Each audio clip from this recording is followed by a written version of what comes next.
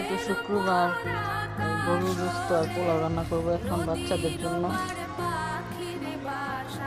দুপুরের রান্না শুরু।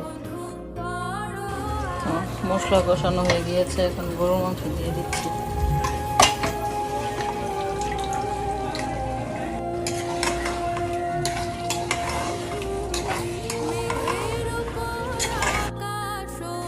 পোলাও বসিয়ে দিয়েছি, পোলাও হচ্ছে এক চুলায়, আর এক চুলায় গরুর মাংস হচ্ছে।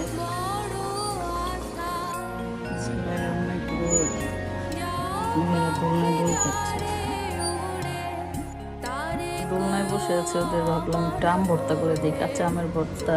এই যে আম ছিলে নিয়েছি, কাঁচামরিচ, চিনি আর এই বিট লবণ। এখন এটাকে ভালোভাবে আমটাকে গ্রেট করে নিব। আম গ্রেট করে নিয়েছি, একেবারে চিকন চিকন সুন্দর। কাঁচামরিচ কুচি, এখন বিট লবণ দিয়ে দিব পরিমাণ মতো, তারপরে এই যে চিনি দিয়ে দিব। যে আম ভর্তা রেডি, সব একসাথে একদম ভালো করে মুথে নিয়েছি ভর্তার মতো করে।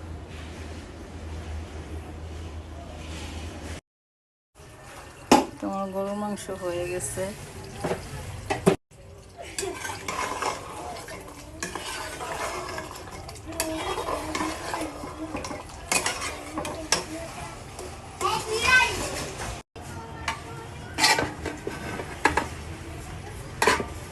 পোলাও হয়ে গিয়েছে, রান্না বান্না শেষ। এখন বাচ্চাদের গোসল করাবো, খাওয়া দাওয়া করাবো।